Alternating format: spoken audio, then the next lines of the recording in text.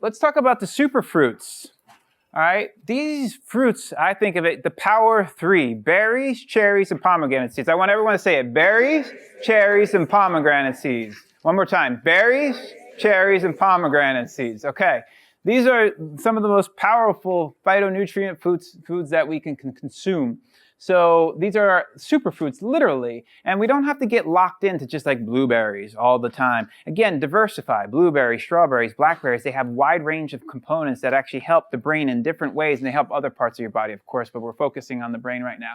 Improvement of memory. These are all based on studies, by the way. So improvement of memory, improvement of language skills, verbal fluency. Being able to talk, being able to find that word when that word's on the tip of your tongue and it's not really coming out, and then it'll be sharper. It works over time. I was amazed by this myself too, but it takes time because the nervous system is very complex. So the more you do it, the healthier you'll be. And think about it. If you become more verbally fluent, guess what's going to happen? You're going to have more friends, more social connections. You're going to be more confident when you go out socially.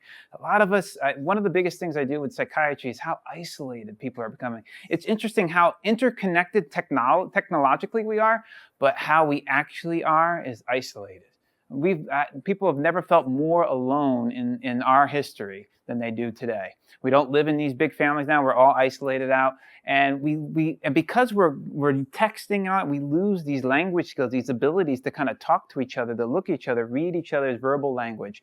And so these are just, again, it's not the end-all solution. It's not like you eat superfruits and everything's going to happen good, but this is a very, very powerful and easy way to start building that foundation, building the positive momentum, creating progress in your life.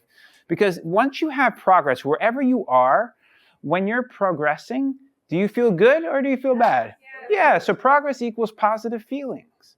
And it doesn't matter where you are. If you take a person who's 400 pounds and they want to get down to 120, and you have someone who's at 200 pounds and they need to get down to 120, and let's say the 400-pound person just lost 100 pounds, and let's say the person who's 200 pounds lost 2 pounds. Who's going to feel better? Yeah, exactly. Even though she has more way to go, he or she, I don't know, just popped out in that pronoun, but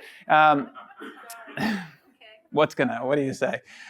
So that's what it is. It's about progress. So it doesn't matter where you're starting, just start. And you'll feel the progress will pull you through. Oxidation. So our brain, 2% of our body weight consumes 20% of our calories. And it's pretty constant. It's actually, even when we're sleeping, it's actually about just as active. It just redistributes the energy, in the brain. So it's constantly, it's like this engine that's constantly going on. And when you have an engine that's on at that high level, especially at the level of stimulation we're at these days, you're going to create oxidants, pro-oxidants, and you have the potential of creating inflammation. So it's really important with this really highly complex, fast-paced world that we have foods high in antioxidants and high in anti-inflammatory compounds. So pomegranates, as we just showed with the pomegranate, those special California pomegranates that we had, is very, very unique fruit. It's been lauded over many times, has powerful anti-inflammatory properties, so it helps with pain. And how many of us here have musculoskeletal pains that just don't seem to want to go away? Wouldn't it be nice to just have that, even if it doesn't totally go away, to go down a notch or two in intensity? So this is one of the things that could be helpful. It actually protects your brain cells in many different ways. I'm not going to go into all the specific pathways, but another important property is that it actually increases acetylcholine. Now, what's acetylcholine? It's a neurotransmitter in the brain. I'm going to simplify this a little bit, but it's related in Alzheimer's disease. That might be where some of you have heard of it. And in Alzheimer's disease, one of the first things is actually short-term memory. It's like, what did you have for lunch yesterday? It's difficult for people with Alzheimer's disease. Now, I know to see some people like, wow, I can't remember. Oh my God, getting themselves nervous. Don't worry about it. That's just anxiety. Or is it? No, I'm just kidding. So it boosts up acetylcholine and actually can make your brain think faster. Cognitively, you'll be able to do more tasks. Short-term and long-term memory are affected by that. Cherries. Interesting. I found a couple studies that show cherries decrease anxiety. Decrease. So it decreases anxiety. increases learning. In particular, verbal fluency was shown to improve with cherry usage and both short-term and long-term memory. So now you're starting to see why I call these the 3 power fruit groups. And then, of course, the berries. I think a lot of us have heard a lot of the studies about blueberries, and where even on single doses. Now, in general, things take time to kind of develop, but with the power of these foods, there was a study that they did with children. They just drank 8 ounces of pure blueberry juice, and actually acutely right after were able to actually perform better on certain batteries of tests. You don't really see that anywhere. That powerful an effect. Can you imagine them taking small amounts of that and consistently doing it in your life? I'll be honest with you, 6 days, if not all days of the week, I'm either eating one of these food groups. I mean, it's that important. I mean, we're in high demand jobs, and I need to be there for my clients and really be there and understand and be able to handle a whole bunch of information and multitask. I need all the help I can get. So, and I love this stuff. It's great, especially now in berry season. And then you can get them frozen and then make smoothies out of them, or you can even make, put it in your oatmeal in the morning. But like for me, it's not like oatmeal and then a little bit of berry. It's like a lot of berries, and you can barely see a little bit of the oatmeal in there. Really getting those berries, getting that cup worth in there at least in there. So, and then adding the nuts and seeds, which then help you absorb those phytochemicals more easily.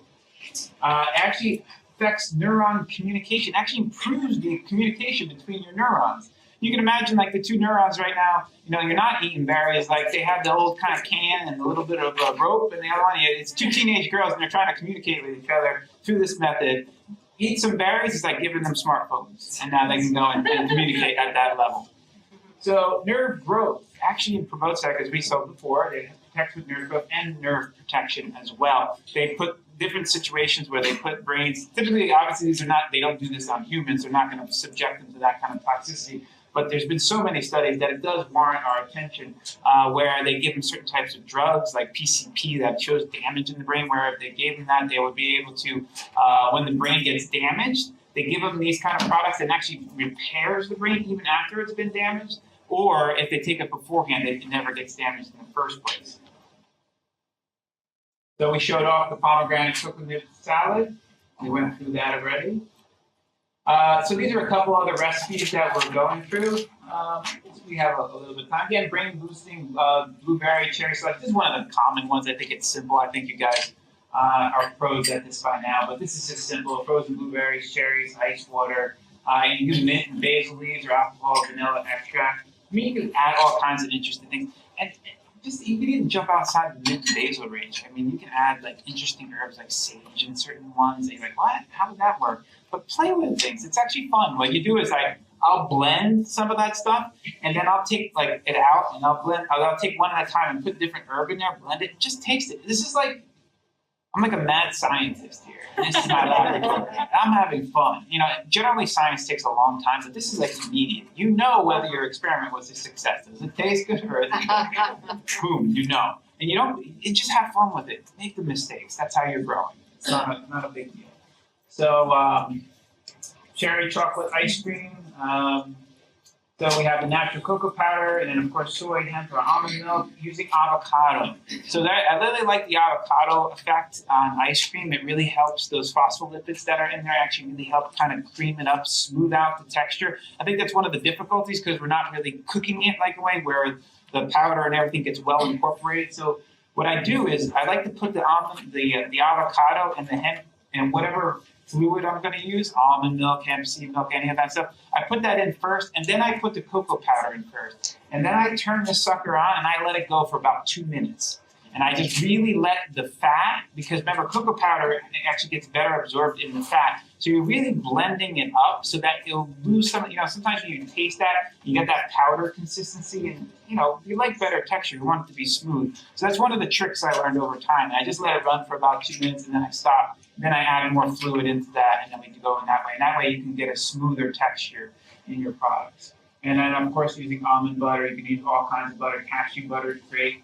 Unsweetened cherries and bananas. I had created a dish, and then they modified it a little bit. So there's a little slight modification here. Originally, this went with pomegranate seeds. So in this dish, we couldn't find pomegranate seeds right now. They're out of season, so we had to substitute it with raspberries. So what I want to do is actually be able to. It's a quick dish. It doesn't require any type of cooking at all. Basically, you just take some coconut. Generally, this one's toasted. I think that's all they had. But generally, I like to get. I go to Trader Joe's and I get the dried, or you can go to Whole Foods too. Just dried, unsweetened coconut, shredded coconut, and I put it in there. I then add some goji berries to it. I'm just going to pinch this out. I'm not going to give you any kind of numbers on this. You can just add how many or how little you want to add to this. I add some cacao nibs to give it a little bit of that chocolate. Remember those cocoa flavonoids that help with brain growth and neuroplasticity? Add some, so I actually leave the nuts at the end. And then what I'm going to do is add a little bit of the raspberries here. But before I do that, I'm going to pour a little bit of coconut water here. And the coconut water just adds so that it's not dry. I'm not putting a dressing necessarily on this. I'm just keeping it kind of like moist, and that you can just eat it that way because there's a lot of chewy and there's a lot of moisture in there. So whether you want to add something to it, by all means, be creative. Add more to it. So I just add a little bit of this kind of coconut water here, and it just says moisten it. I'm not looking at to get like super wet. I just want to so that it's not super dry on the palate.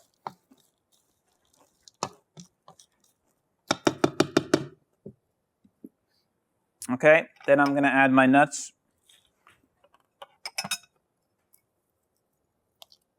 So I'm adding some walnuts. Again, one of the highest in omega-3 fatty acids, also really helpful for blood vessels. And generally, what's good for the heart is good for the brain. So we have these cacao nibs, we have some goji berries, we have that, and then these are our large pomegranate seeds right here. So they're very large, special California hybrid. So we're just going to put that in here.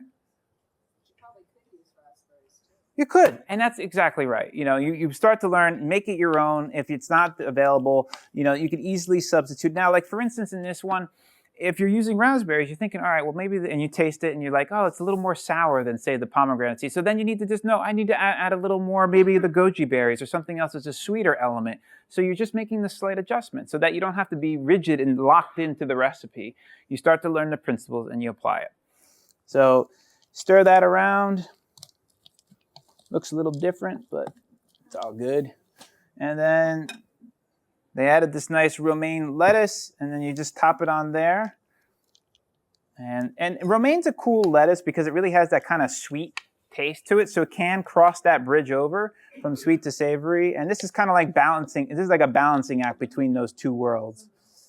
And so you got the cacao nibs, which have like all kinds of healthy nutrients and all that other stuff.